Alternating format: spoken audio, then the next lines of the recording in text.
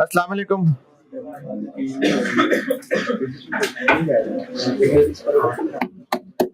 अस्सलाम वालेकुम। दुरूद शरीफ पढ़ना।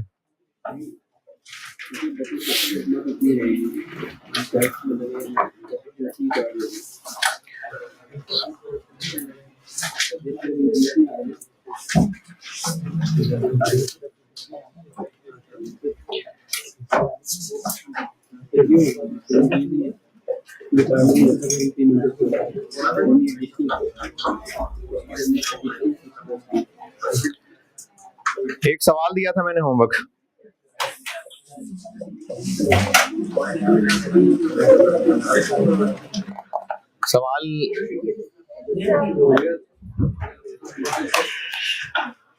सवाल किस किसने किया होमवर्क? ठीक।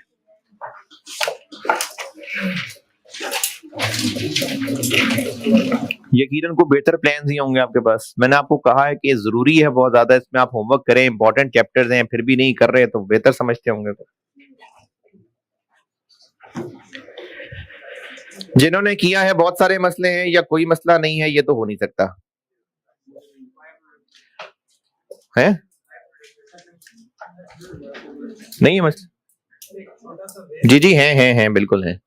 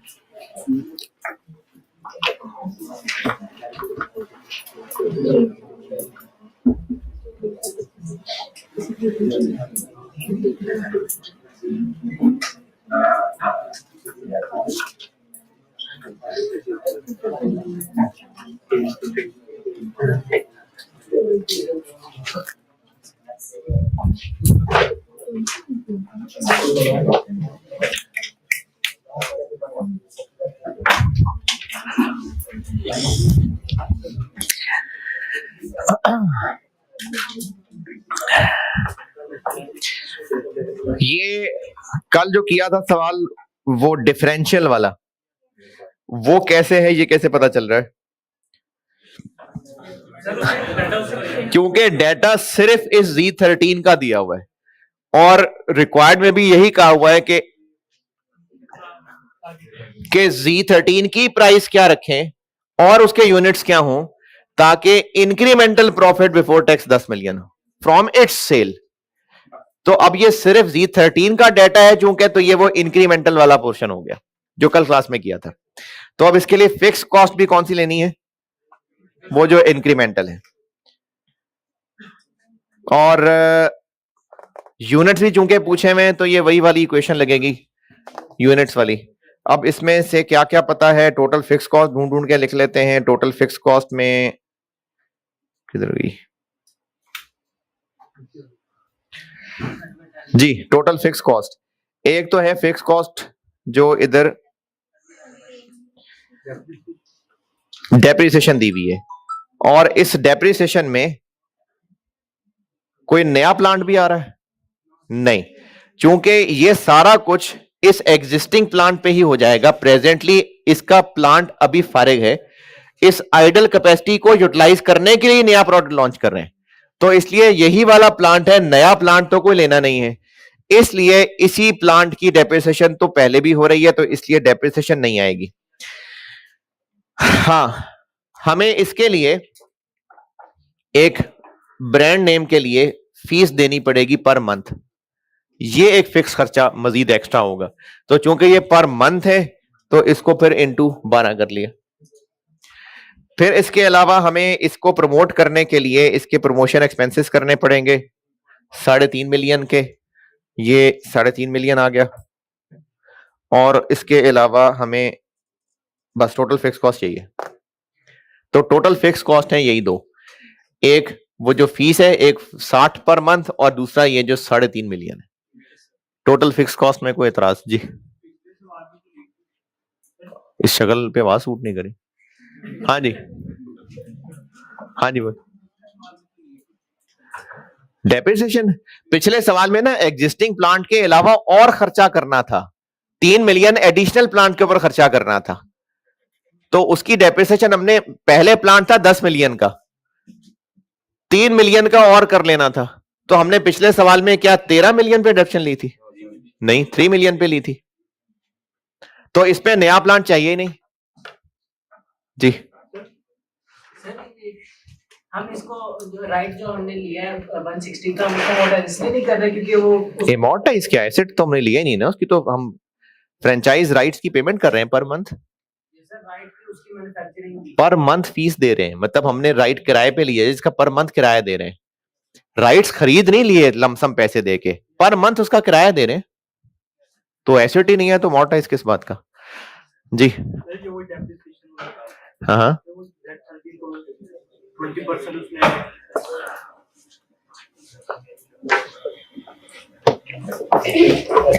ये डेप्रिसिएशन वाला पॉइंट दोबारा देखें। कल वाला जब सवाल सॉल्व मैंने बोर्ड पे किया था ना, तो 10 मिलियन का प्लांट एग्जिस्टिंग पहले से था और 3 मिलियन इस पे मजीद खर्चा करना था, तो टोटल प्लांट 13 मिलियन हो जाता। इसी तरह से पहले 150,000 पर मंथ फिक्स कॉस्ट होती थी और इस नए प्रोडक्ट के लॉन्च होने के बाद वो हुआ करेगी 170,000। तो इस नए प्रोडक्ट की वजह से क्या क्या होगा, एक तो खर्चा 20,000 बढ़ जाएगा और दूसरा प्लांट मजीद लेने की वजह से डेप्रिसिएशन और आया करेगी। ये है एडिशनल फिक्स्ड ओवरहेड्स में ये 20,000 पर मंथ और ये साल की डेप्रिसिएशन। जब ये प्रोडक्ट बनाना शुरू करेंगे तो फैक्ट्री में ये प्रोडक्ट की एक्टिविटीज जगह तो घेरेंगी ना। फैक्ट्रीज में इस प्रोडक्ट को बनाने की जो मेहनत है, कुछ 10-20 बंदे तो इन्वॉल्व होंगे ना उसको बनाने के लिए, वो कहीं ना किसी फैक्ट्री के किसी कोने में तो बैठे होंगे। तो अगर वो फैक्ट्री की पूरी जगह 20% घेर रहे हैं तो क्या करें इसका, इस 10 मिलियन की रेप्शन का भी 20% ले लें, फिर वो जो एक्स्ट्रा जगह घेर रहे हैं उसका क्या? तो ले तो लिया, उस एक्स्ट्रा जगह घेरने के अगर कोई नए लोग लाने पड़ रहे हैं, उनकी तनख्वाहें देनी पड़ रही हैं, तो ले लिया ना उसको। इसी तरह से ये होमवर्क वाले सवाल के अंदर कोई नई जगह घेर ही नहीं रहे, हम अपने उन्हीं एग्जिस्टिंग लोगों से काम चला रहे हैं, कोई नया खर्चा हो ही नहीं रहा। तो अब इस पे जो हमारे एग्जिस्टिंग लोग काम कर रहे हैं, हमारी कोई फिक्स कॉस्ट एक्स्ट्रा नहीं बढ़ रही, तो अब इसके काम करने वाले लोग अगर पूरी फैक्ट्री की जगह का 20% जगह घेर भी रहे हैं तो क्या फर्क पड़ता है? हमने तो देखना है किधर गया ये, हमने ये देखना है कि Z13 बनाने से फिक्स कॉस्ट में एक्स्ट्रा क्या होना है। तो एक्स्ट्रा नहीं होना, जो होना था वही था 3.5 मिलियन की प्रमोशन और 1,60,000 का वो। तो जगह फैक्ट्री की 20% घेर रहे हैं तो घेर रहे हैं, हम तो देख रहे हैं कि फिक्स कॉस्ट और कितनी होगी। फिक्स कॉस्ट उसके बाद चाहिए थे सेल प्राइस पर यूनिट और वेरिएबल कॉस्ट पर यूनिट, ताकि फिर यूनिट्स निकल सकें। तो वो जैसे कल किया था, लेकिन इसमें और कल वाले में फर्क यह है कि कल वाले सवाल में 1 यूनिट की कॉस्ट बताई हुई थी, इसमें 1 बैच की कॉस्ट बताई हुई है। ये सारे खर्चे एक बैच के लिए हैं। एक बार पूरे बैच की कॉस्ट निकाल ली, उसके बाद उसको पर यूनिट बना लेंगे। पर यूनिट कैसे बना लेंगे? एक बैच में जितनी बॉटल्स बनती हैं, तो जो खर्चे दिए हुए वो एक बैच के दिए हुए। कल वाले सवाल में डायरेक्टली दिए ही पर यूनिट थे, इसमें एक बैच के हैं। तो पहले इन्हीं खर्चों को पर बैच टोटल किया, 1200 लीटर 1500 वाले, 800 लीटर 900 वाले, 4000 घंटे 165 वाले।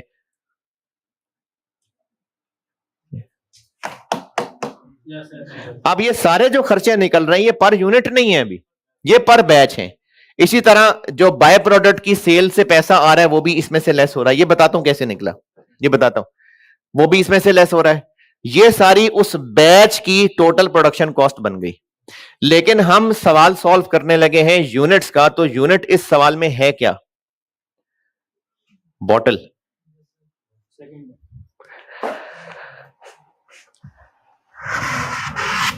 यूनिट बॉटल है। हमने बॉटल बेचनी है, बॉटल, और सवाल की जो रिक्वायरमेंट है units to be sold, Z13 कैसे बिकता है बॉटल्स में, तो यूनिट एक बॉटल है। तो ये सवाल में जो अभी कैलकुलेशन की है ये एक बॉटल की नहीं निकली है, ये एक बैच की है। अब उस बैच के अंदर बॉटल्स कितनी हैं उनसे डिवाइड कर देंगे तो पर बॉटल आ जाएगी। और एक बैच में बॉटल्स कितनी है, एक बैच में बॉटल्स इतनी है कि एक बैच में जो प्रोडक्ट बनता है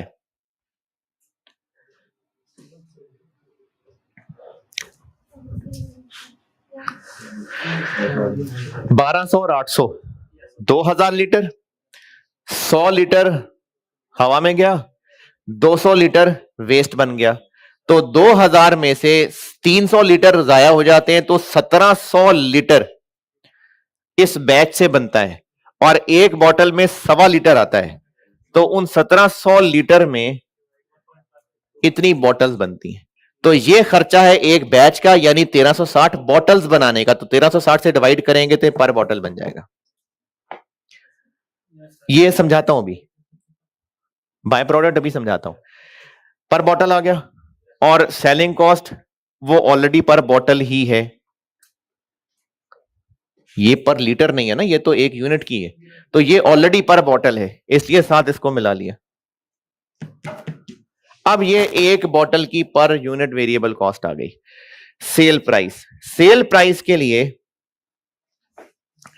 इन्होंने कहा है कि कंपनी की जो प्राइस है वो 40% कंट्रीब्यूशन पे कंपनी बेचना चाहती है। तो कंट्रीब्यूशन निकालने के लिए सेल्स में से वेरिएबल सिर्फ प्रोडक्शन कॉस्ट माइनस करते हैं, या सेलिंग भी करते हैं। उसने कहा है कंट्रीब्यूशन 40% कमाना है, तो कंट्रीब्यूशन निकालने के लिए सेल में से सिर्फ वेरिएबल प्रोडक्शन कॉस्ट नहीं माइनस होती है, वेरिएबल सेलिंग कॉस्ट भी माइनस होती है। तो अगर 40% मार्जिन कमाना है तो फिर वो 60% हुई, तो इसको 60 से ग्रॉस कर दिया। तो ये एक बॉटल की पर यूनिट कॉस्ट वेरिएबल आ गई, एक बॉटल की पर यूनिट सेल प्राइस आ गई।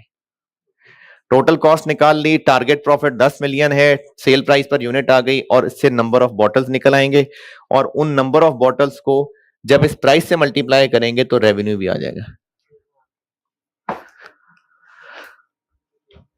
बाय प्रोडक्ट के अलावा और इसमें बताएं जो पूछना है। कल वाले में सिर्फ नंबर ऑफ बैचेस बना दिए बस, जिन्होंने भी सवाल किया है बाय प्रोडक्ट वेस्ट वाले के अलावा कुछ पूछना है तो पूछे, कुछ नहीं पूछना।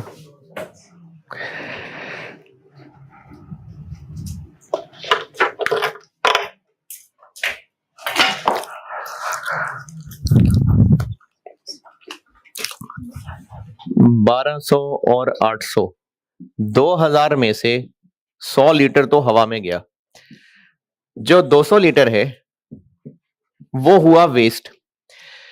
अब इस वेस्ट को आगे एक प्रोसेस में डालते हैं,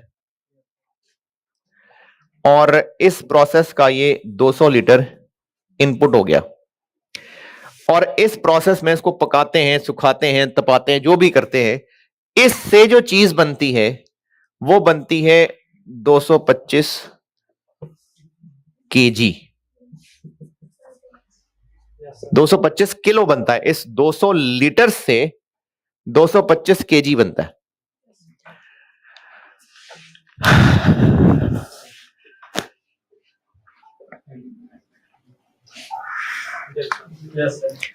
अब ये जो 225 बनता है ये बिकता है, और हमने इसकी स्क्रैप वैल्यू यहां से करनी है माइनस, ये। लेकिन स्क्रैप वैल्यू माइनस करने के लिए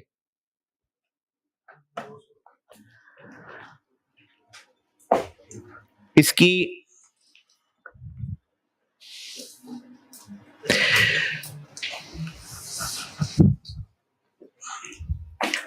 जब ये वेस्ट 225 किलो बन गया, ये नहीं बिकेगा।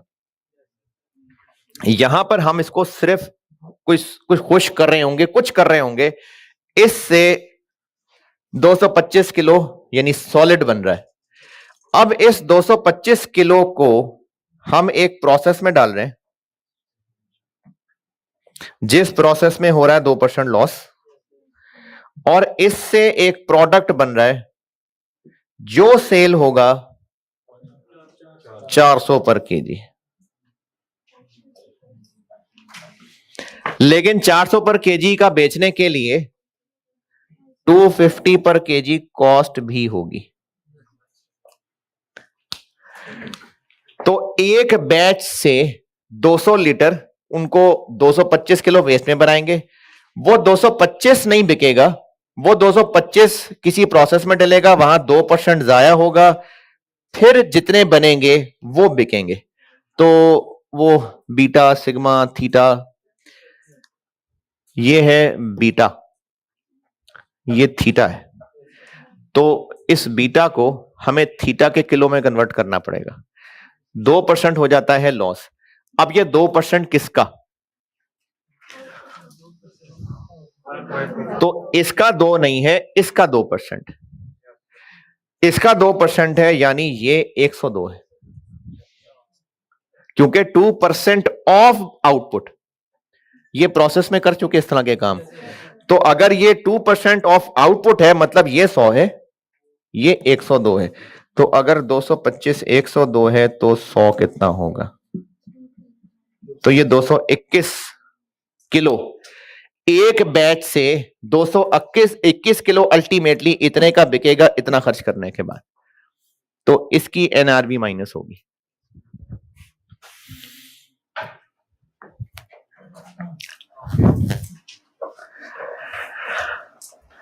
ये है जी ऑटम 16 जिन्होंने किया है।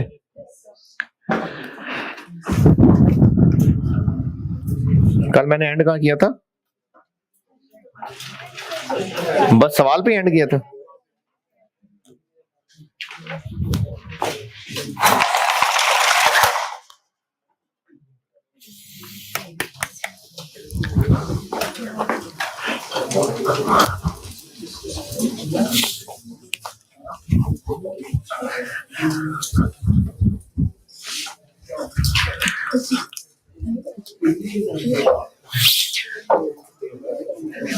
ये हेडिंग भी नहीं मैंने दी थी।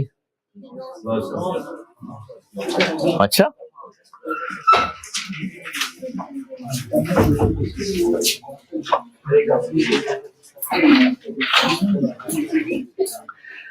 अच्छा, ये कोई ना नई टेक्निक नहीं है। ये मैंने सिर्फ एक कैटेगरी इसलिए बनाई थी कि कुछ सवाल होते हैं, उनमें सवाल देख के पता चलता है क्या करना है। उन सवालों में ही कुछ कहा होता है कि मैनेजमेंट कुछ ऐसे ऐसे करना चाह रही है, बताएं इससे क्या फर्क पड़ेगा, इसका क्या इंपैक्ट होगा, इससे क्या डिफरेंस आएगा, इससे क्या रिजल्ट निकलेगा। तो उसको मैंने कह दिया इंपैक्ट ऑफ सर्टेन डिसीजंस।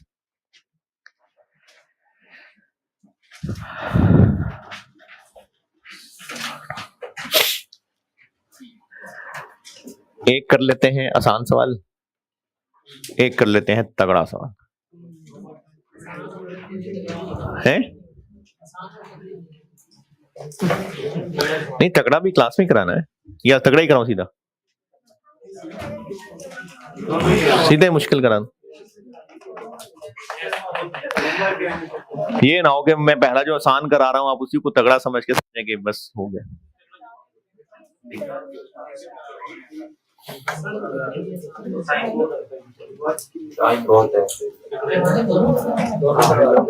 चले पहले हल्का सवाल करते हैं।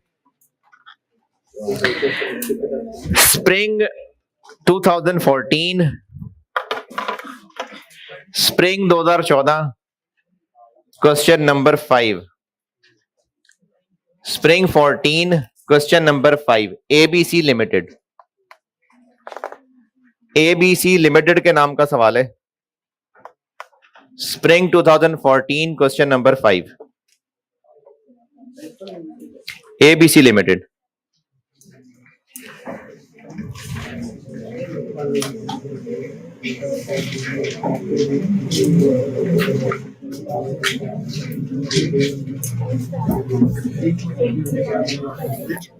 Spring 2014 question number 5, ABC limited. Pack की बुक में इतनी जल्दी कैसे ढूंढ लेते हैं? कंट्रोल F लग लेता है। क्लास वर्क 13 है, पेज 437 पे। Spring 2014, question number 5, ABC limited.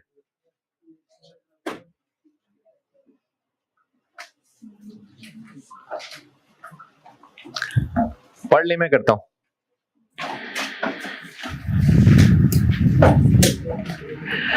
सामा पॉज कर। हाँ जी, पढ़ लिया। अच्छा, इस सवाल में जी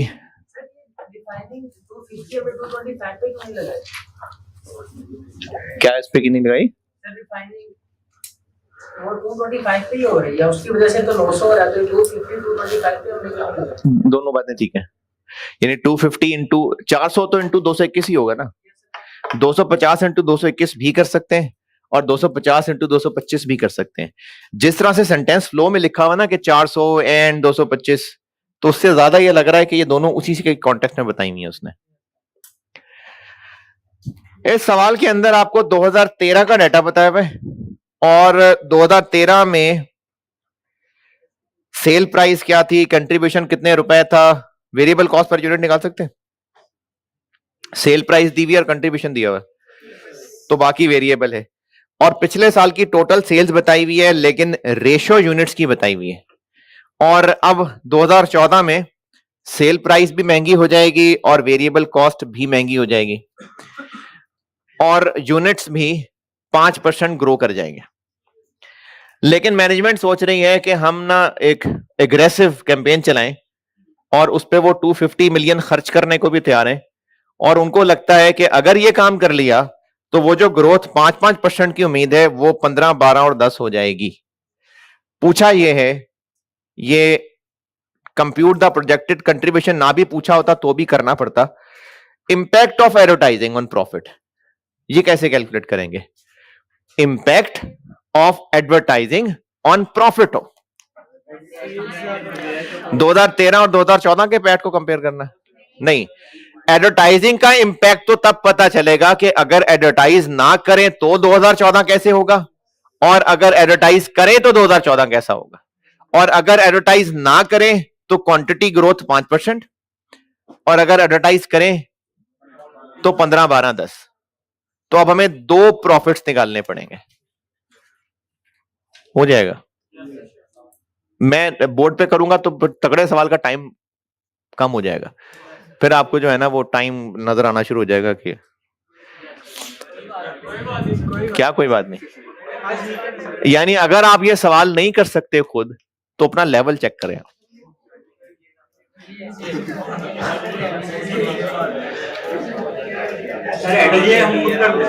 खुद कर लेंगे,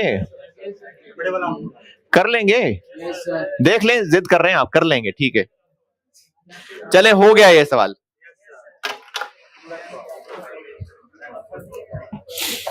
15,600 मिलियन क्या है? सेल है 2013 की। हमें ए बी सी के यूनिट्स अलग अलग क्यों चाहिए? 2013 के यूनिट्स चाहिए या खैर है? क्योंकि ग्रोथ डिफरेंट है। तो 2013 के लिए हमें यूनिट्स कितने थे ये निकालने पड़ेंगे। अगर यूनिट्स एक्स थे तो ए कितना बेचा होगा?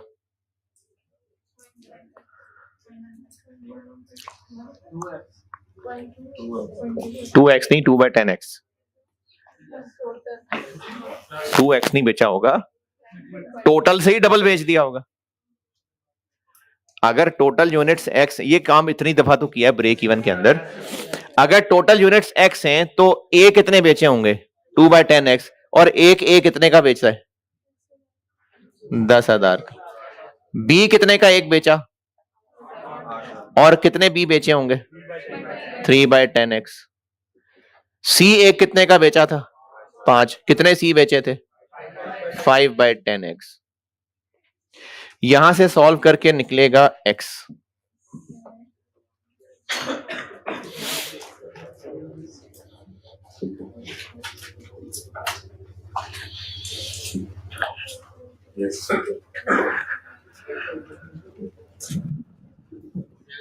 हो जाएगा।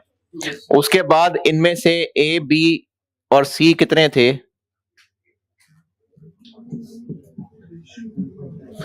ये था 2/10x, ये था 3/10x और ये था 5/10x। हर एक के यूनिट्स आ गए, हर एक की सेल प्राइस 13 की गिवन है, हर एक की वेरिएबल कॉस्ट 13 की निकल आएगी माइनस करके, और 13 के हर एक के यूनिट्स आ गए। अब यूनिट्स भी हैं, सेल प्राइस पर यूनिट भी है, वेरिएबल कॉस्ट पर यूनिट भी है। 2014 करना है, सेल प्राइस को बढ़ाना है, वेरिएबल कॉस्ट को बढ़ाना है और यूनिट्स को बढ़ाना है। विद एडवर्टाइजिंग के अंदर यूनिट्स को बढ़ाना है 15, 12, 10 और विदाउट एडवर्टाइजिंग में यूनिट्स को बढ़ाना है 5, 5, 5। और विद एडवर्टाइजिंग में एक फिक्स कॉस्ट भी माइनस हो जाएगी 250। बस वाकई यही है। हो गया ये सवाल, ना भी करें तो कोई बात नहीं, हो गया, मेरी तरफ से तादाद निकल गई, करा दिया मैंने एक सवाल और। अब एक पढ़ लें तगड़ा सवाल, वो करता हूं मैं बोर्ड पे। ऑटम 17 क्वेश्चन नंबर 8, परसेंटेजेस की खेल है इसमें।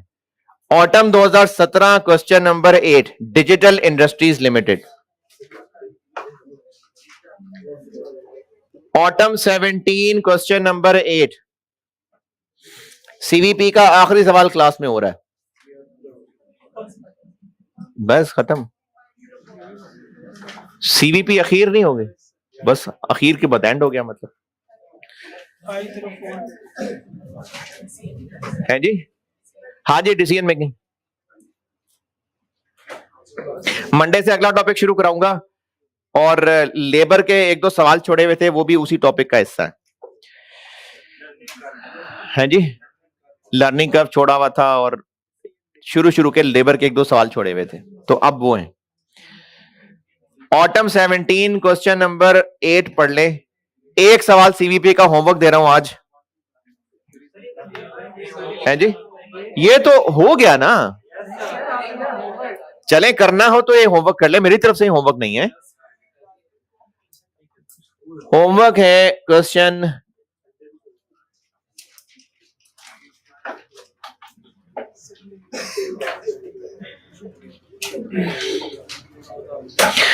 फॉर स्प्रिंग 22,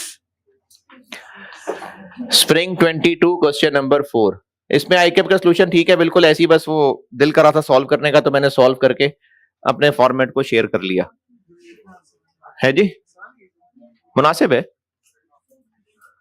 आसान डिफिकल्ट में आसान नहीं है लेकिन मुनासिब है जी। स्प्रिंग 22 में क्वेश्चन 4 एक ही है, स्प्रिंग 22 क्वेश्चन 4, ये होमवर्क है। और अभी जो क्लास वर्क इसका मैंने वैसे सॉल्यूशन अपने फॉर्मेट पे दे दिया है। अभी इस वक्त पढ़ रहे हैं आप क्वेश्चन नंबर 8 ऑटम 17, ये पढ़ लीजिए ध्यान से, इसमें परसेंटेजेस हैं बड़ी अच्छी, और ये मैं कर रहा हूं बोर्ड पे।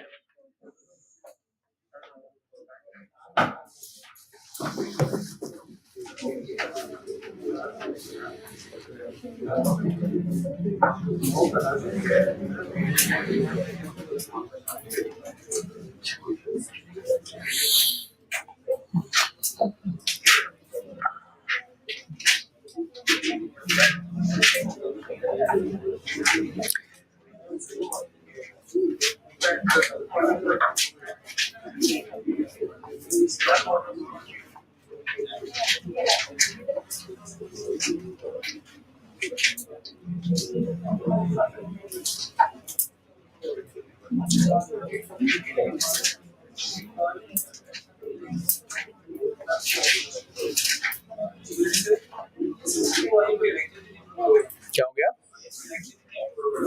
हो गया है यार, परसों वाला तो हो गया ना, परसों वाला कल दोपहर में हो गया था, तो कल वाला भी हो जाएगा अभी।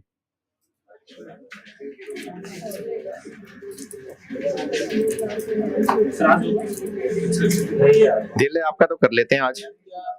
आज एक्स्ट्रा क्लास करनी है तो कर लेते हैं।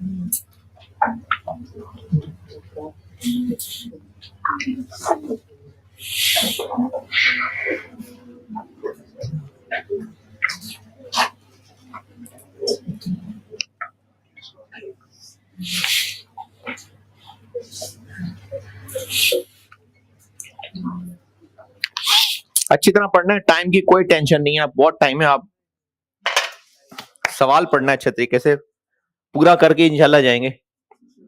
कह दे रक्शे वाले को।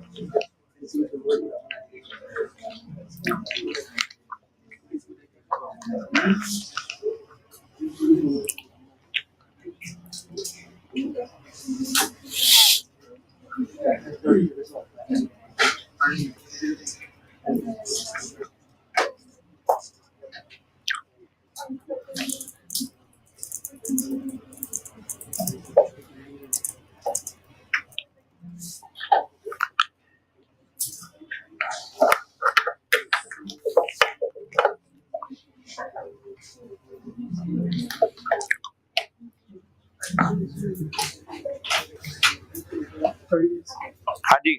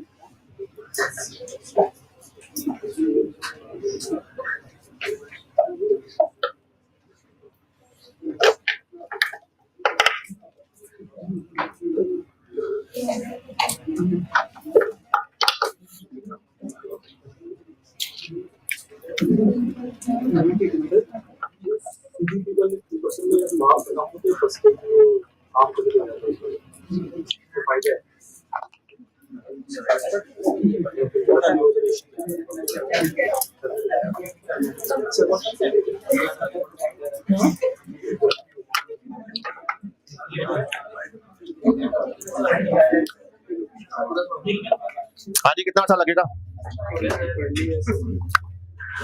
पिछले साल यानी 2017 में सेल्स कितनी थी वो बताई हुई है, ब्रेक इवन सेल्स का ताल्लुक बताया हुआ है, और कंट्रीब्यूशन मार्जिन, वेरिएबल कॉस्ट, ये सब बताया हुआ।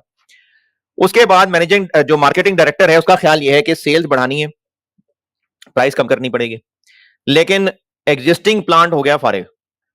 तो अब मैनेजमेंट ये चाह रही है कि हम एक नया प्लांट ले आए, और आगे फिर उस पॉइंट 1 से लेके 5 तक उस नए प्लांट की तारीफें की हुई हैं, और अगले साल यानी 2018 में क्या क्या होगा उसकी महंगाई सस्ताई बताई है। रिक्वायर्ड क्या है? Projected sales for the next year यानी 2018 की बजटेड सेल्स, और मार्जिन ऑफ सेफ्टी भी पूछा है। अगर जो मैनेजमेंट चाह रही है वो कर ले, तो यानी जो मैनेजमेंट चाह रही है अगर वो कर ले तो बजटेड सेल्स क्या होगी, तो निकाल लेते हैं बजटेड सेल, वो तो मसला ही कोई नहीं। एक साल की सेल से अगले साल की सेल्स तक पहुंचने के लिए एक साल की टोटल सेल्स पता हूं, अगले साल की टोटल सेल्स कैसे एस्टिमेट कर सकते हैं? प्राइस चेंज और वॉल्यूम चेंज। तो सवाल में क्वेश्चन 8 ऑटम 17 हमें बजटेड सेल्स निकालनी है, और बजटेड सेल्स निकल आई तो मार्जिन ऑफ सेफ्टी कैसे निकलेगा? यानी हमें बजटेड सेल भी निकालनी है, ब्रेक इवन भी निकालनी है। तो ब्रेक इवन का सवाल है, कैसे पता चल रहा है ब्रेक इवन का सवाल है? मार्जिन ऑफ सेफ्टी आ गया तो ब्रेक इवन का सवाल है। तो बजटेड सेल्स निकालनी है, ब्रेक इवन सेल्स निकालनी है, और फिर मार्जिन ऑफ सेफ्टी परसेंटेज करनी, ये करना है सवाल में। एक सवाल किया था स्प्रिंग 19 सेफ्रॉन लिमिटेड, उसमें भी बजटेड सेल्स ही निकालनी पड़ी थी, और तब ये मैंने बात की थी कि एक साल की सेल्स बताऊं, ये 2-3 दिन पहले किया था, 160 मिलियन एक साल की सेल्स थी, उसमें प्राइस चेंज डाला था और क्वांटिटी चेंज नहीं पता थी, इसलिए इस साल की सेल से 2020 की सेल्स हम नहीं निकाल सके थे। तो उसके लिए फिर ताल्लुक बनाया था कि मार्जिन ऑफ सेफ्टी से ब्रेक इवन सेल, पर ब्रेक इवन सेल से यहां तक आए थे।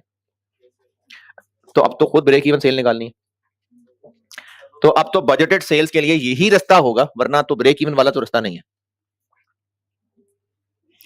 मैंने कहा स्प्रिंग 19 का सवाल, सेफ्रॉन लिमिटेड, उसमें 2019 की इनकम स्टेटमेंट दी हुई थी, इनकम स्टेटमेंट नहीं, एक पैराग्राफ दिया हुआ था। 160 मिलियन की सेल्स थी शायद, मुझे फिगर अगर, और फिर उसमें 2020 की बजटेड इनकम स्टेटमेंट बनाने को कहा था।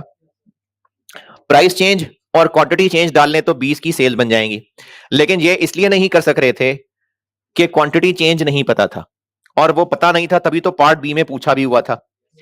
ये रास्ता फिर बंद हो गया था, और फिर दूसरा रास्ता निकाला था कि ब्रेक इवन के जरिए हम सेल्स तक पहुंच जाएं। इस सवाल में भी करनी बजटेड सेल्स है, लेकिन इस सवाल में तो ब्रेक इवन हमें अभी निकालना है, मार्जिन ऑफ सेफ्टी कैलकुलेट करना है, तो फिर ब्रेक इवन के जरिए बजटेड सेल्स तक हम नहीं पहुंच सकते।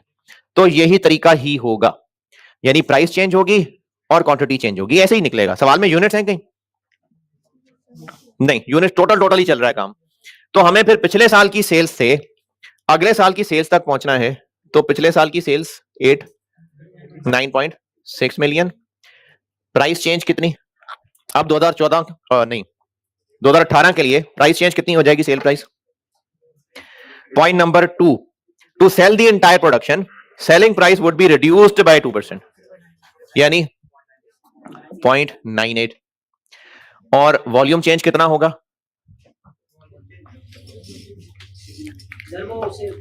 करें ट्राई, सारे लोग करें ट्राई, ये जो लिखते हैं ना 1 पॉइंट समथिंग, वो करें ट्राई।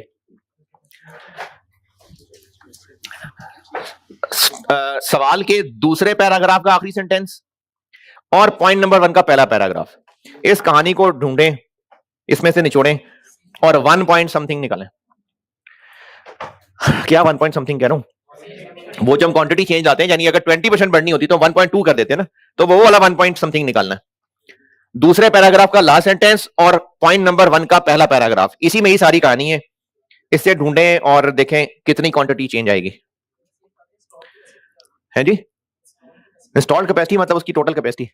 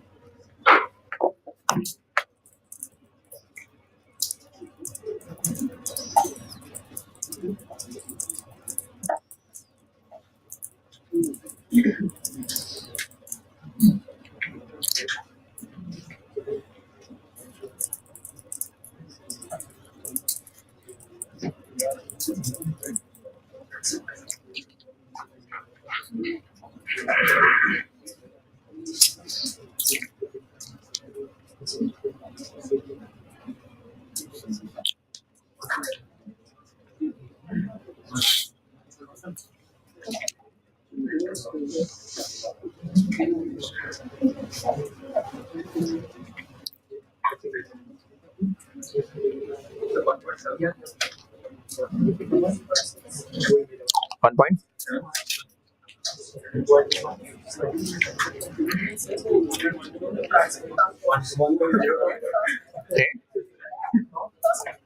मतलब सेल्स कितनी होगी जैसे 89.6 इंडिया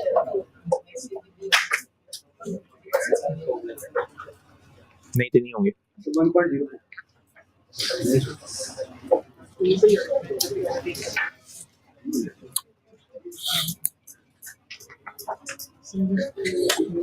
कुछ करीब करीब पहुंच गए हो।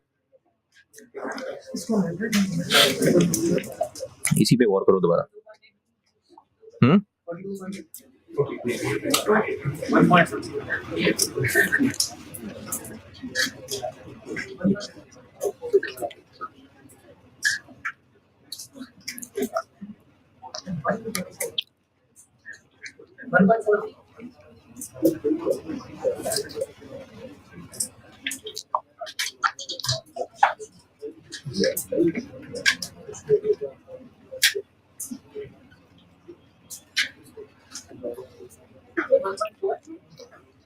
क्या आ गया?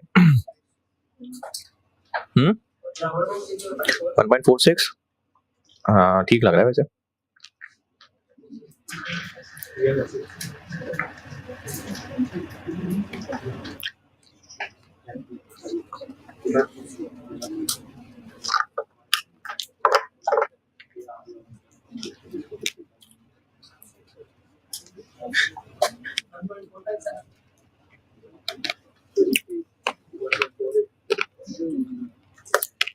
चले जी, एक ने निकाल लिया आंसर, ठीक है शाबाश।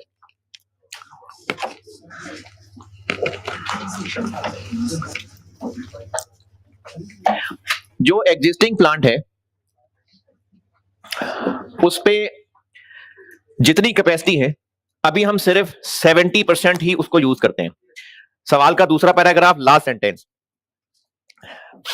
The production capacity can not be increased beyond the current level of 70%। इसका मतलब है कि अगर प्लांट की कैपेसिटी 100 यूनिट्स बनाने की है तो हम अभी कितने बनाते हैं? 70। अगर इसकी कैपेसिटी 100 है तो अभी हम इस वक्त 70 बना रहे हैं। ये हमारा अभी करंट लेवल है। न्यू प्लांट की कैपेसिटी पुराने प्लांट से ज्यादा होगी। कितनी ज्यादा? 20%। यानी नए प्लांट पे 120 बना सकेंगे, लेकिन हमने 120 नहीं बनाने, हमने 85 भी नहीं बनाने, हमने 120 का 85% बनाने।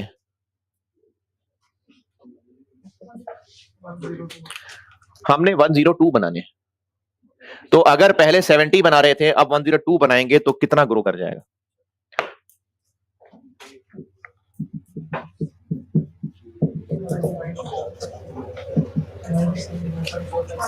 अगर पहले 70 यूनिट्स बनाते थे, अब 102 यूनिट्स बनाएंगे तो हम 1.457 ग्रो करेंगे।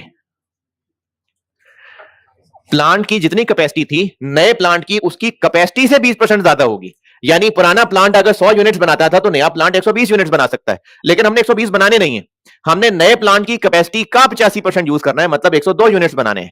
तो पहले अगर 70 यूनिट्स बना रहे थे, अब 102 यूनिट्स बनाएंगे तो हम इतना ग्रो करेंगे। ये है ग्रोथ।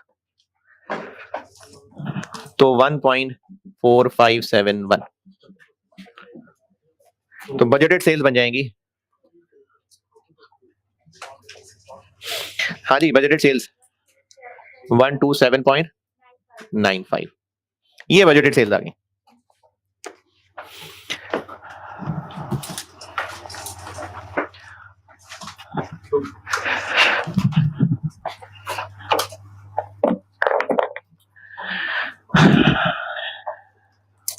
बजटेड सेल्स जाग रहे हैं? Budgeted sales. अब क्या चाहिए? मार्जिन ऑफ सेफ्टी निकालने के लिए क्या चाहिए? और ब्रेक इवन चाहिए। तो अब ब्रेक इवन की मेहनत करते हैं। ब्रेक इवन सेल अमाउंट में, यूनिट्स में? अमाउंट में ना, यूनिट्स का तो चक्कर ही कोई नहीं। तो ब्रेक इवन सेल निकलेगी अमाउंट में अगर टोटल फिक्स कॉस्ट पता नहीं कितनी डिवाइडेड बाय CS रेशो पता नहीं कितना।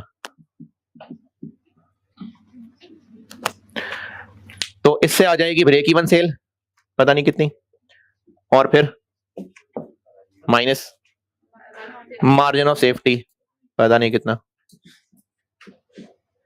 लेकिन ये चल रही है सारी बात रुपीज मिलियन में। पूछा क्या है? परसेंटेज। तो अब इसको फिर परसेंटेज देंगे जो कि आ जाएगी पता नहीं कितनी। ये है सवाल। तो अब क्या करना है? टोटल फिक्स कॉस्ट और सीएस रेशो। सीएस रेशो पिछले साल की दी तो ही है पहले पैराग्राफ में, वही यूज कर लें। क्यों? प्राइस चेंजेस हो रही है इसलिए हमें 2018 की सीएस रेशो निकालनी पड़ेगी और टोटल फिक्स कॉस्ट निकालनी पड़ेगी और सीएस रेशो निकालनी पड़ेगी। तो अब चलते हैं टोटल फिक्स कॉस्ट की तरफ। सबसे लास्ट पॉइंट, सबसे लास्ट पॉइंट किस पे 4%? कितने हैं वो? अच्छा, किससे 4% ज्यादा हो जाएगा अगले साल? जो एग्जिस्टिंग है, तो एग्जिस्टिंग निकालने पड़ेंगे पहले। तो पहले निकालते हैं एग्जिस्टिंग, यानी 2017। एग्जिस्टिंग टोटल फिक्स कॉस्ट कितनी? ये पहले एक सवाल में कर चुके, पहले पैराग्राफ में ढूंढे एग्जिस्टिंग, क्योंकि पहले पैराग्राफ में एग्जिस्टिंग कहानियां बताई हुई हैं। तो टोटल फिक्स कॉस्ट 2017 की कितनी थी? है रुपीज मिलियन निकाल रहा हूं मैं। 2017 की टोटल फिक्स कॉस्ट कितनी थी? पहले पैराग्राफ में ढूंढे, कहीं कुछ जोड़ तोड़ करे।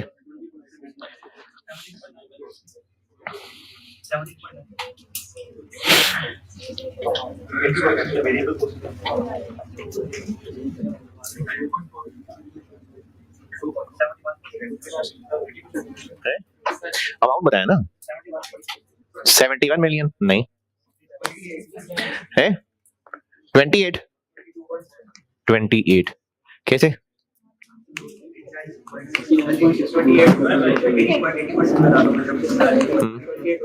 क्यों? तो ये 80 से डिवाइड करके क्या निकला? Break even. ये पहले ना एक सवाल में कर चुके इस तरह कि अगर आपको ब्रेक इवन सेल पता है और सीएस रेशो पता है तो टोटल फिक्स कॉस्ट निकल आएगी। तो ब्रेक इवन पता है? नहीं, ब्रेक इवन नहीं पता। हाँ, ये पता है कि जो पिछले साल सेल्स हुई थी वो ब्रेक इवन से कम थी, तभी तो लॉस में थे, और वो ब्रेक इवन के 80% के बराबर थी। तो अगर हम पिछले साल की सेल्स जो कि 89.6 मिलियन है, इनको 80% से क्रॉस कर लें तो ये क्या चीज बन जाएगी? ये पिछले साल की ब्रेक इवन सेल बन जाएगी। और ब्रेक इवन सेल पता और सीएस रेशो पता हो तो मल्टीप्लाई कर लें 25%। ये पिछले साल की फिक्स कॉस्ट आ गई 28।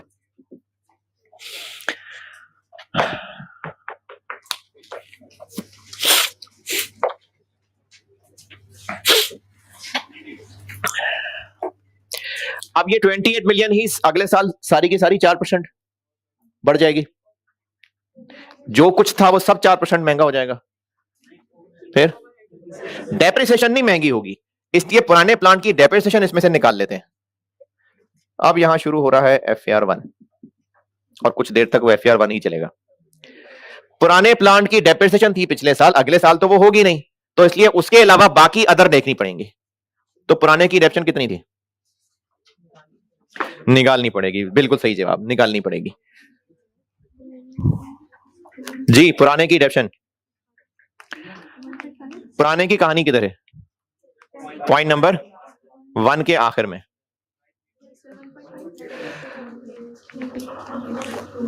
$1.5। इस प्लांट की कॉस्ट थी 27 मिलियन और इसकी जिंदगी गुजर चुकी हुई थी 15 साल, लेकिन 3 अभी भी बाकी थी, यानी इसकी लाइफ थी टोटल 18। तो कॉस्ट है इसकी 27 डिवाइडेड बाय 18 है। टोटल क्यों बताइए? टोटल क्यों चाहिए? बिल्कुल ही FAR1 में चले गए, आप भूल ही गए कॉस्ट को। 2017 है, स्क्रैप वैल्यू है वो। एक तो स्क्रैप वैल्यू तो उसके लिए वैसी बदतमीजी है लफ्ज यूज करना। रेजिडुअल वैल्यू, तो क्या ये रेजिडुअल वैल्यू है?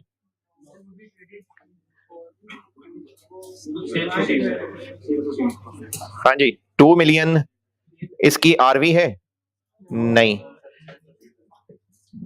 अच्छा, नया प्लांट खरीदेंगे तो पुराने का क्या करेंगे? बेच देंगे। कितने का बिकेगा? कहां लिखा है? लिखा हुआ है would be traded in for 2 million, यानी इतने का बिकेगा। ये इसका ट्रेड इन अलाउंस होगा। ट्रेड इन अलाउंस यानी पुराना इतने का बिकेगा। तो ये आरवी नहीं होती। आरवी होती है एंड ऑफ लाइफ कितने का बिकेगा। ये तो भी एंड ऑफ लाइफ है, नहीं पहुंचा हुआ, इसके तो 3 साल बाकी है अभी, तो ये आरवी नहीं है। ये 2 मिलियन आरवी नहीं है। अगर लिखा होता ना कि ये एंड ऑफ लाइफ पे वुड बी ट्रेडेड इन, फिर उसको आरवी लेते। ये तो अभी वुड बी ट्रेडेड इन है।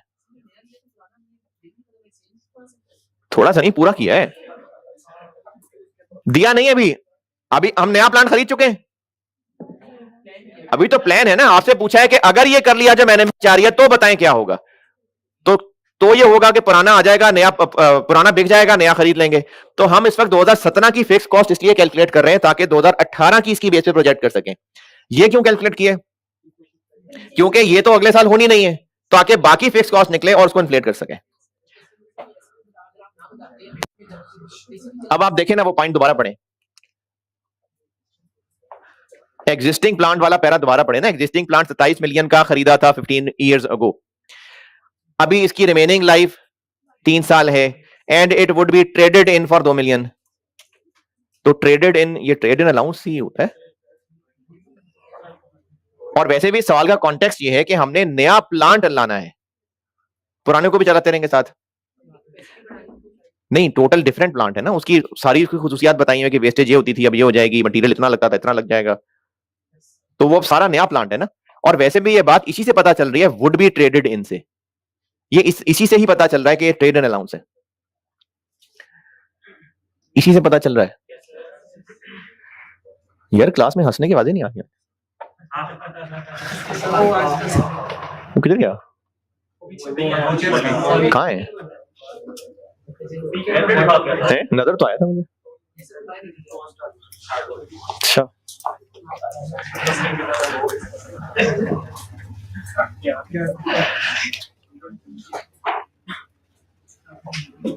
को दोस्त यार बताना यार, मैं बड़ा मिस कर रहा था। वो किधर गया? 2018 की फिक्स कॉस्ट निकालते हैं हम। 2018 में क्या क्या होगा? एक तो ये अदर फिक्स कॉस्ट हैं, ये महंगी हो जाएंगी।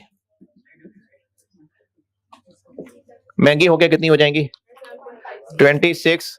अच्छा, ये ना सवाल है बहुत अच्छा, इसकी सीएस रेशियो भी बड़ी अच्छी वर्किंग है, इसलिए घड़ी ना देखना। हम कर रहे हैं सवाल, पूरा कर रहे हैं सवाल। जिसने जाना है वो उठ करके चुप करके चला जाए। सवाल हम कर रहे हैं, बुरी बुरी शक्लें बनाएंगे ना तो फिर मुझे अच्छा नहीं लगता है जी। 26.5 मिलियन 1.04 27.56। ये मैं इसी से आगे चल रहा हूं, उधर जगह कम थी, लाइनें ज्यादा लिखनी थी मैंने, इसलिए इधर आ गया हूं। उसी से आगे चल रहा हूं मैं, 2018। और क्या होगा? नए प्लांट की डेप्शन आएगी। नए प्लांट की डेप्शन कितनी होगी? नया प्लांट होगा 30 मिलियन का और इसकी लाइफ होगी 10 साल, तो नए की डेप्रिसिएशन 3 होगी। और कोई 2018 की fix cost? Long term loan लेंगे तो इसमें फिक्स कॉस्ट क्या है? इसका इंटरेस्ट। कितना इंटरेस्ट है? 10%। किस पे लगेगा? अच्छा, हमने लोन क्यों लेना है? नया प्लांट लेने के लिए। मेरा जुमला ध्यान से सुनिएगा, नया प्लांट लेने के लिए लोन लेना है या नए प्लांट के पैसे देने के लिए लोन लेना है? तो कितने पैसे देने हैं? 28 देने हैं। 28 क्यों देने? क्योंकि 2 मिलियन का तो ट्रेड अलाउंस है, तो जब पैसे देने ही 28 हैं तो फिर लोन 28 का होगा। 2.8 28 28 आ गया समझ?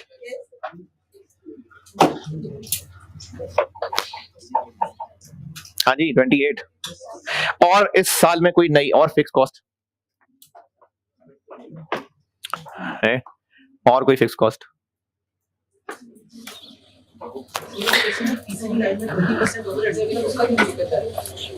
कहां पर? तो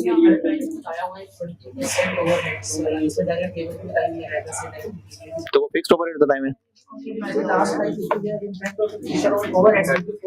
हाँ, तो हम फिक्स्ड ओवरहेड्स निकाल रहे हैं ना, फिक्स कॉस्ट निकाल रहे हैं, तो ये ले तो लिया फिक्स कॉस्ट, उसको 4% बढ़ा तो लिया है। आप पहले पैराग्राफ वाले ओवरहेड्स की बात कर रहे हैं, आप उस पैराग्राफ को गौर से पढ़ें, वो फिक्स कॉस्ट दी हुई है। पहले पैराग्राफ में फिक्स कॉस्ट है, वेरिएबल कॉस्ट है ना, तो हम फिक्स कॉस्ट निकाल रहे हैं। और कोई फिक्स कॉस्ट? अच्छा, इसमें जो लोग पास्ट पेपर्स का सॉल्यूशन सामने रखे होते हैं, तो इसमें आईकेप के सॉल्यूशन में गलती थी, ये एक और फिक्स कॉस्ट बताने लगा, वो उनसे मिस हो गई थी। पुराने का क्या करेंगे? बेच देंगे। कितने का बेचेंगे? 2 मिलियन का। तो लॉस ऑन डिस्पोजल ऑफ पुराना एसेट।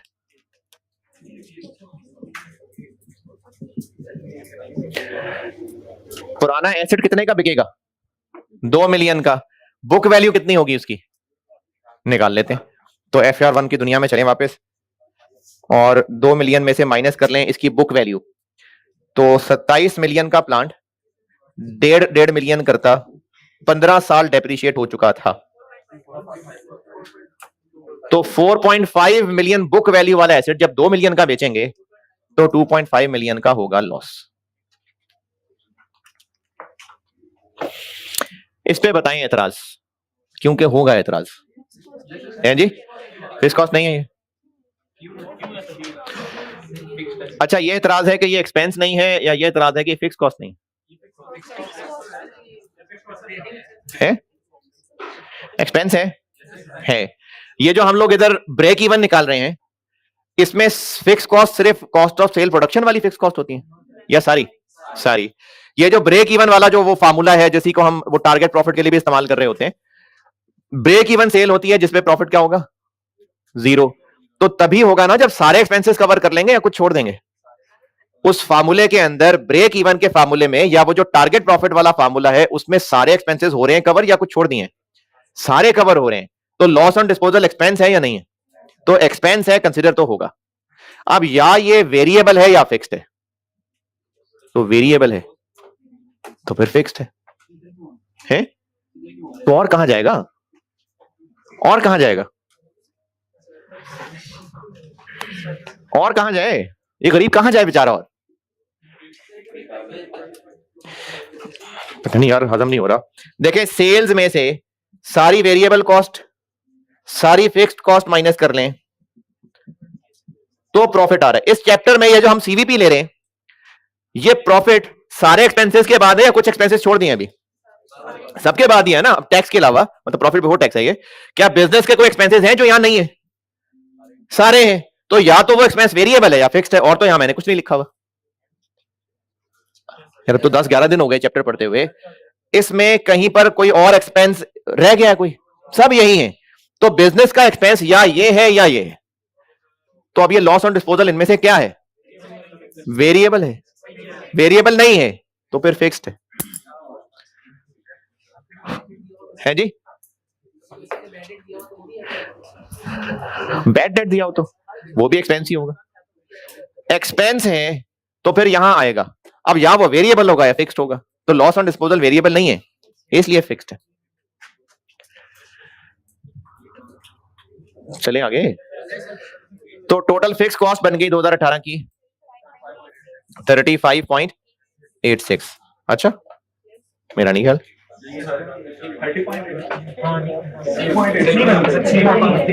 चले, सही कह रहे हूं। 35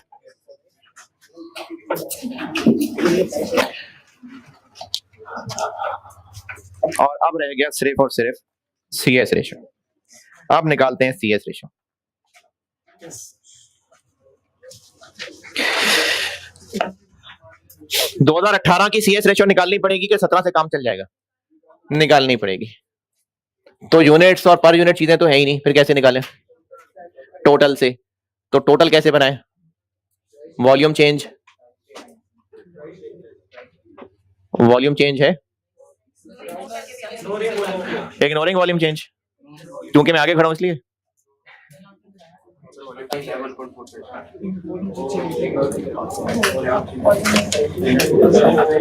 जी है ना वॉल्यूम चेंज, तो फिर इग्नोरिंग वॉल्यूम चेंज क्यों है? पहले नहीं था, अब है ना वॉल्यूम चेंज। यानी अब हम 2018 की प्रॉपर इनकम स्टेटमेंट की फिगर्स निकाल के फिर निकाल देंगे सीएस रेशियो। बजटेड सेल्स बना ली ना, इसी वॉल्यूम चेंज से बजटेड सेल्स बन गई है ना, तो अब बजटेड सेल्स के साथ साथ हम वेरिएबल कॉस्ट भी लिख लेंगे, वहां से कंट्रीब्यूशन निकलेगा और सीएस रेशियो निकलाएंगे। पहले हम लोग इग्नोरिंग वॉल्यूम चेंज इसलिए कर रहे थे क्योंकि वॉल्यूम चेंज पता नहीं था, तो अब पता है ना, पता है। तो अब नई सीएस रेशियो निकालने के लिए इग्नोरिंग वॉल्यूम चेंज वाले की जरूरत नहीं है, प्रॉपर 2018 की फिगर्स बन जाएंगी। सेल्स, हाँ जी 2018 की सेल्स, ये 127 पॉइंट। तो अब वेरिएबल कॉस्ट लिखनी है और उससे फिर कंट्रीब्यूशन और सीएस रेशियो निकलेगी। तो ये सेल्स कैसे निकाली?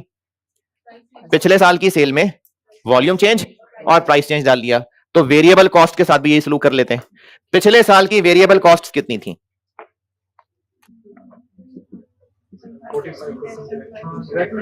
पिछले साल की वेरिएबल कॉस्ट को तोड़ना पड़ेगा क्योंकि मटेरियल का प्राइस चेंज अलग है, लेबर का अलग है, ओवरहेड्स का अलग है। तोड़ लेते हैं। डायरेक्ट मटेरियल, अच्छा अब ये ब्रैकेट काफी बड़ा लगेगा, कोशिश करता हूं यहां तक पूरा हो जाए। पिछले साल की डायरेक्ट मटेरियल कॉस्ट टोटल कितनी?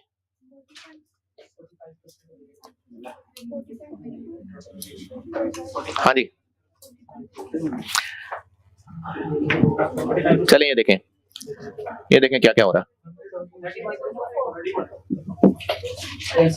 ये क्या किया? 25% कंट्रीब्यूशन था, तो 75% वेरिएबल कॉस्ट थी, उसमें से 45% डायरेक्ट मटेरियल था। ये निकल आया पिछले साल का डायरेक्ट मटेरियल। अब इसमें प्राइस चेंज, वॉल्यूम चेंज क्या क्या होगा? एक तो वॉल्यूम चेंज होगा, टोटल वेरिएबल कॉस्ट है ना, तो क्वांटिटी चेंज भी आएगी, प्राइस चेंज भी आएगी। और क्या क्या चेंज होगा? पॉइंट नंबर 3, सप्लायर से हमने ज्यादा खरीदना है चूंकि, तो इसलिए यह हमें सस्ता मिलेगा 10% इंटू 0.9। पॉइंट नंबर 1 दूसरा पैराग्राफ, चूंकि हम लोग नया प्लांट यूज करने लग जाएंगे, जागरे थोड़ा सा रह गया, बस 3 लाइनें रह गई सिर्फ, बस हो रहा है खत्म हो रहा है। नए प्लांट में वेस्टेज 5% हुआ करेगी, पहले 5 होती थी अब नहीं होगी, तो ये काम पहले भी इतनी दफा कर लिया, इधर से इधर और इधर से इधर, तो पहले होती थी 5 अब नहीं होगी, तो पहले यहां आए जी इंटू 0.95, पहले यहां आए और अब वापस जाएं, डिवाइड बाय 0, कुछ भी नहीं। पहले लॉस होता था 5%, अब लॉस होगा 0%, तो पहले यहां से यहां आए, 0.95 करना पड़ेगा, फिर यहां से ग्रॉस अप करने की जरूरत ही नहीं। ओए होए ना यार, ना ऐसे नहीं करो, ये इधर से इधर आएंगे फिर इधर से इधर जाएंगे। ये मैंने वेरिएंस वाले चैप्टर को पढ़ाते हुए एक कैलकुलेशन सिखाई थी और तब अर्ज की थी कि ये बार बार आगे टेस्ट होना है, बार उसको मैंने समझाया था, इधर करके कहीं डब्बे शब्बे बनाए थे, पता नहीं इधर करके शायद, और उसको फिर एक और सवाल में जाके दोबारा बताया था, और अब आप चाहते हैं मैं दोबारा बता दूं? मैं एक सवाल करवा रहा था शायद ऑटम 22, तब प्राइस वेरिएंस कराने से पहले मैंने सारी कहानी समझाई थी, और वो अब तक टोटल मिला के मेरा ख्याल है को 3 सवालों में शायद हो चुकी है। पहले यहां से यहां, फिर यहां से यहां है, किधर खाली जगह छोड़िए, पहले यहां क्या था पता नहीं, कुछ भी था, चलो 100 रुपए था, यहां से यहां है, फिर यहां से यहां आना, तो अब जब यहां से यहां आना है तो ग्रॉसअप नहीं करना, और मटेरियल पूरा हो गया, चले जी पूरा हो गया। कितना? 37.67।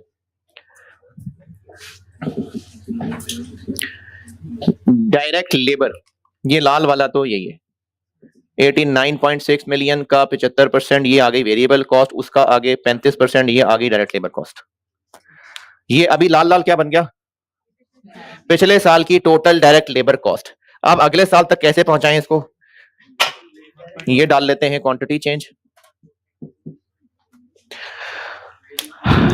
पॉइंट नंबर 4, डायरेक्ट वेजेस 8% हमें महंगी करनी पड़ेंगी इंटू 1.08। इससे वर्कर्स हो जाएंगे खुश और वो काम जल्दी जल्दी करने लग जाएंगे और उनकी एफिशिएंसी इंप्रूव हो जाएगी 10% इंटू 0.9। आ रहे पॉइंट नंबर 4, 8% वेजेस बढ़ाएंगे, इससे उनकी एफिशिएंसी 10% इंप्रूव हो जाएगी, तो इंटू 0.9, 1.08 इंटू 0.9। अब आते हैं ऊपर पॉइंट 1 पे, दूसरा पैराग्राफ। नई मशीन से, नए प्लांट से डायरेक्ट लेबर आवर्स 8% कम हो जाएंगे। तो ये 8 क्या और ये 10 क्या है? सर जी ये वेजिटेबल लाने की वजह से और ये प्लांट लाने की वजह से दोनों अलग, उनके दोनों के अलग-अलग फायदे हो रहे हैं। दोनों के अलग-अलग फायदे हो रहे हैं।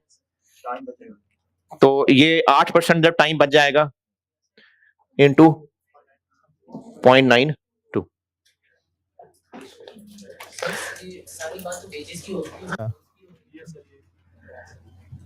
ये डायरेक्ट लेबर कॉस्ट है या वेज रेट पर आर लिखा हुआ है? ये टोटल डायरेक्ट लेबर कॉस्ट है ना। टोटल डायरेक्ट लेबर कॉस्ट कैसे निकालते हैं? टोटल आर्स ना, तो उसमें आर्स भी है और रेट भी है। ये 10% की इंप्रूवमेंट क्या है और ये 8% की इंप्रूवमेंट क्या है? ये अलग अलग है। ये वर्कर्स के रेट बढ़ाने से वो खुश हो रहे हैं, जल्दी जल्दी काम करेंगे, और मशीन एडवांस्ड है तो वैसे ही 4 घंटे की चीज 30 घंटे में बन जाया करेगी, यानी मशीन में भी टाइम कम लगेगा। तो वर्कर खुश हो रहे हैं, मशीन खुश हो रही है, हम दोनों से खुश हो रहे हैं, तो ये दोनों ही हमारे फायदे हैं। बस यही था सवाल, बस खत्म होगी मुश्किलें। कितना आ गया ये? 30.65। और वेरिएबल ओवरहेड्स, वेरिएबल ओवरहेड्स पिछले साल की फिगर है 89.6 मिलियन के 75% का 20%, ये आ गया 20%। ये निकल आया पिछले साल की टोटल वेरिएबल को ओवरहेड्स, ये हो जाएंगे 1.4571 और ये महंगे हो जाएंगे 4%। लास्ट पॉइंट, ऑल ओवरहेड्स, तो ये वो ऑल में आके 4% महंगा हो गया और 20.37।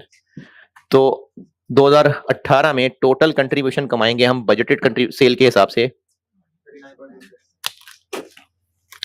39.26 मिलियन, और ये कितना होगा? सीएस रेशियो कितनी होगी?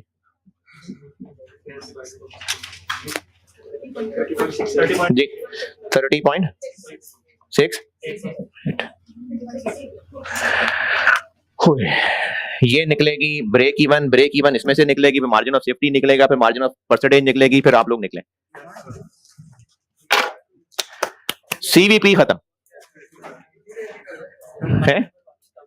12 नंबर कम है, शुक्र किया करें ऐसे सवाल देख के कि 12 नंबर के हैं। अगर 25-30 नंबर के होते तो 25-30 जाते।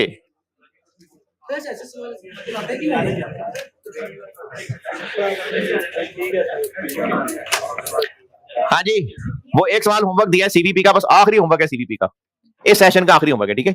तो मंडे से इंशाल्लाह नया टॉपिक, ठीक है? अल्लाह हाफिज।